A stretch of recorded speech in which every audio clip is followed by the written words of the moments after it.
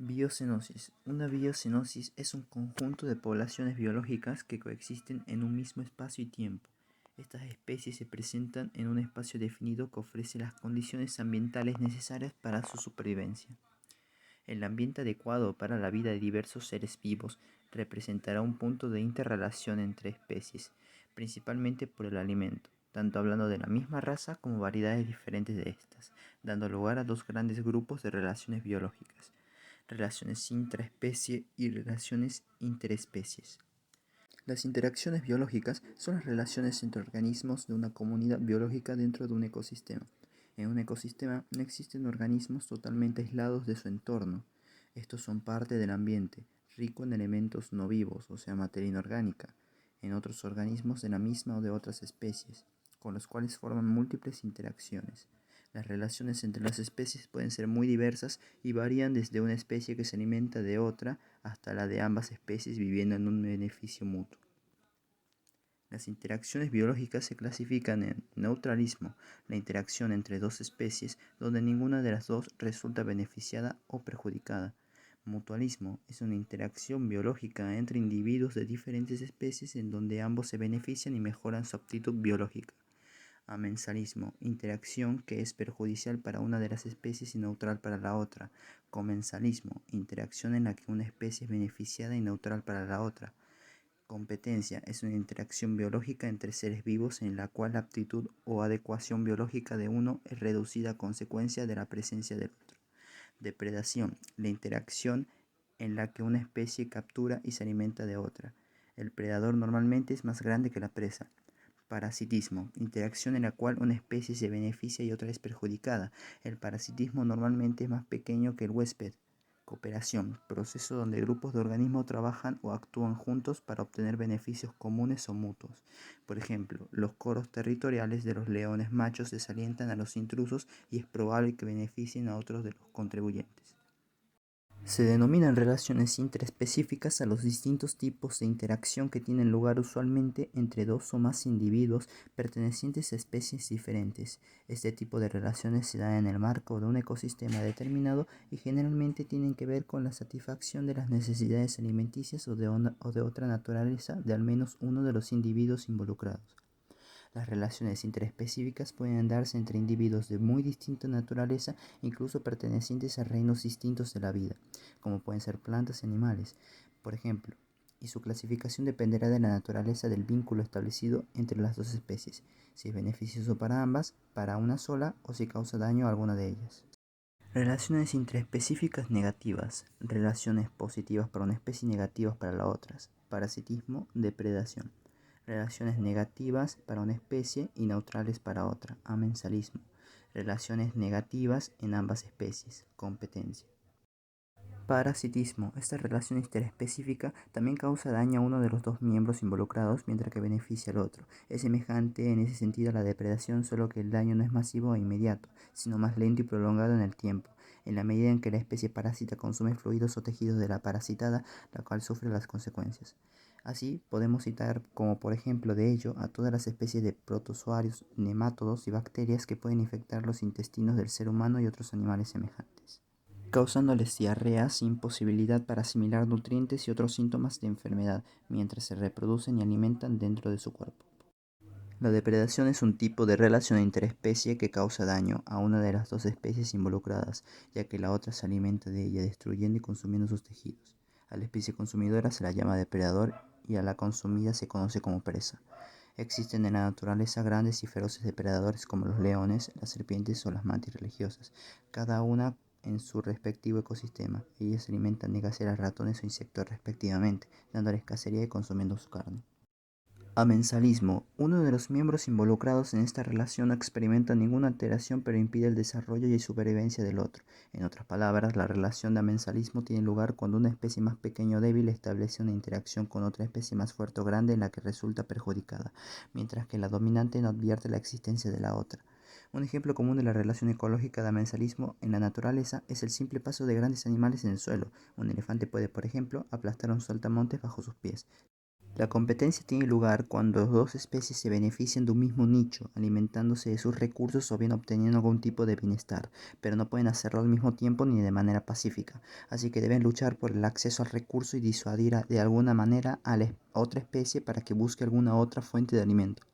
Es lo que ocurre, por ejemplo, cuando los animales compiten por territorio tratando de controlar los recursos disponibles del suyo y de monopolizar el espacio, las presas disponibles, la luz solar, etc. En el caso de dos plantas frente a una cantidad de luz solar limitada o de dos especies de felinos selváticos luchando por establecer un coto de cacería en el que los demás no ingresen. Relaciones interespecíficas positivas. Mutualismo. El mutualismo conlleva que la asociación entre las dos especies es mutuamente beneficiosa, siéndole útil a los dos comensales. A menudo esto implica algún grado de tolerancia o cooperación explícita entre ellas. Un ejemplo es la alimentación a base de pulgas y garrapatas de las aves que se suben al lomo de animales peludos como vacas, caballos o bueyes, aliviándolos de esta peste a cambio de una fuente constante de comida. Comensalismo. Este tipo de relación resulta benéfica para uno de los dos individuos involucrados, llamado comensal, sin que dicho beneficio ocasione ningún tipo de daño o malestar al otro organismo. Un ejemplo de comensalismo es apreciable entre los leones y las hienas u otras especies carroñeras del África. Las últimas esperan a que los primeros terminen de alimentarse de la cacería para después aprovechar los restos abandonados de la presa. Otro ejemplo es el del pez payaso que habita entre las anémonas marinas, manteniéndose a salvo de depredadores gracias al efecto tóxico de los tentáculos de ellas y sin causar ningún daño al anémona. Simbiosis. Se trata de un grado muy estrecho de cooperación entre especies, tanto así que ambas llevan una vida conjunta en íntima asociación, a punto tal de resultar a menudo indiscernibles la una de la otra. Esta cooperación presenta generalmente beneficios para ambas o al menos una de las especies. Un ejemplo de una relación simbiótica es la que se da entre un hongo y un alga para constituir lo que comúnmente llamamos líquenes. El hongo brinda estructura y mantiene húmeda y nutrida al agua, quien a cambio sintetiza hidratos de carbono que lo alimentan. Inquilinismo. En esta relación, una especie se alimenta de la comida sobrante de la otra o bien emplean a la segunda como medio de transporte. Específicamente, el inquilinismo consiste en una relación entre dos individuos de diferentes especies en la que uno de ellos, el inquilino, vive sobre o en el interior de otro organismo que actúa de hospedador. El aspecto clave de una relación de inquilinismo es que el inquilino se ve beneficiado al obtener protección, un medio de transporte o incluso alimento del hospedador, sin que esto suponga ningún beneficio ni perjuicio sobre este último. En el medio marino existen diversos ejemplos de inquilinismo, como puede ser el caso de los balanus, que son crustáceos que habitan incrustados en la piel de ballenas o en las conchas de bivalvos. En el primer caso ven garantizado un medio de transporte. En la protocooperación los individuos no tienen la obligación de establecer lazos, ya que pueden sobrevivir sin recibir la ayuda de otros. Sin embargo, se relacionan porque resulta beneficioso para ambas especies. Así, la protocooperación se opone a las relaciones simbióticas donde ambos individuos dependen de la relación para sobrevivir, es decir, la ausencia de relación significa la muerte del otro organismo. Uno de los casos más representativos es la relación que se da entre las bacterias que se desarrollan en el suelo y la vegetación que crece. En esta relación ni las bacterias ni las plantas necesitan la ayuda del otro organismo, pero obtienen beneficios de esta relación. Así las plantas obtienen nutrientes generados por las bacterias y las bacterias obtienen materias para descomponer. Las relaciones intraespecíficas son aquellas que aparecen entre individuos de una misma especie, pudiendo ser también dentro de una misma población o entre diferentes poblaciones. Debido a estas relaciones, los individuos se organizan en asociaciones grupales, temporales o más duraderas, incluso durante toda la vida. Se denominan respectivamente agrupaciones temporales y perennes. Estas relaciones tienen una serie de consecuencias en la vida de los individuos. Hay una serie de pros y contras, pero el hecho de que existan estas asociaciones significa que los pros son muy beneficiosos. Entre los pros o beneficios de las relaciones intraespecíficas incluyen una mayor capacidad para defenderse de los depredadores o de las condiciones ambientales adversas, una mayor facilidad para encontrar pareja y reproducirse, una mayor capacidad para buscar y encontrar alimento, una mayor capacidad para dividir el trabajo. Asimismo, también tiene algunas contras, sobre todo la competencia por los recursos, aguas, nutrientes, luz, sombra y el territorio cuando hay demasiados individuos en el grupo. Tipos de relaciones intraespecíficas. A grandes rasgos diferenciamos dos tipos de relaciones intraespecíficas, la de competencia y cooperación. La competencia se produce cuando no hay recursos suficientes para todos, para reproducirse o por ser el dominante o marcar el rango social. El resultado suele ser un conflicto que acaba con la expulsión del grupo, la sumisión o incluso con la muerte de los individuos que luchan. Sin embargo, en las relaciones de cooperación los individuos se agrupan para incrementar su tasa de supervivencia. En función de las relaciones que establecen los individuos distinguimos asociaciones familiares, gregarias, estatales y coloniales. Asociaciones familiares. En ellas los individuos están emparentados, se originan con la formación de una o varias parejas que al procrear tienen una prole. El mantenimiento de la asociación familiar está relacionado con el apareamiento, alimentación, defensa y cuidado de las crías. Dentro de estas asociaciones se distinguen varios tipos de asociaciones familiares.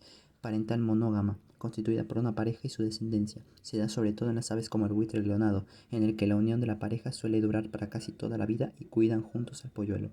Parental polígama, puede ser poligínica o poliándrica. Es parental poligínica si está formada por un macho con muchas hembras y sus hijos, como en el caso de los ciervos, donde un solo macho dispone de un harem de varias hembras y éstas cuidan a los cervatillos. Es parental poliándrica si la hembra se aparea con varios machos, como es el caso de la jacana. La hembra de esta especie deja los huevos en nidos que construyen los machos, los cuales se encargan también de la crianza de los pollos. Matriarcal, solo está formada por la madre y su prole. Este es el caso de los elefantes en el que la manada solo está formada por las hembras, abuelas, madres, hijas, hermanas, etc. Y además suele haber una matriarca o hembra elfa. Solo se permite el acercamiento de los machos que son nómadas solitarios para reproducirse. Asociaciones gregarias. En este tipo de agrupaciones no existen vínculos parentales ni familiares. Normalmente son temporales, se producen por la acumulación de individuos en un determinado lugar previamente transportados por el viento o por el agua. Larvas de insectos o cianobacterias, por ejemplo, o por su propia voluntad, bien siguiendo un estímulo como la luz o el alimento, o bien para luchar por la supervivencia, defenderse de los depredadores y buscar alimento, como en el caso de los bancos de peces, las bandadas de aves o las manadas de mamíferos. En el caso del jilguero, estas asociaciones ocurren durante la época de abundancia de recursos. Vigilar y comer al mismo tiempo resulta una tarea difícil, por lo que el individuo está más expuesto a la depredación. Pero al asociarse con otros individuos, la tasa de vigilancia aumenta y correlativamente aumenta la tasa de ingestión de alimento. Cuando los recursos escasean, el bando se disuelve debido a las peleas internas por la comida.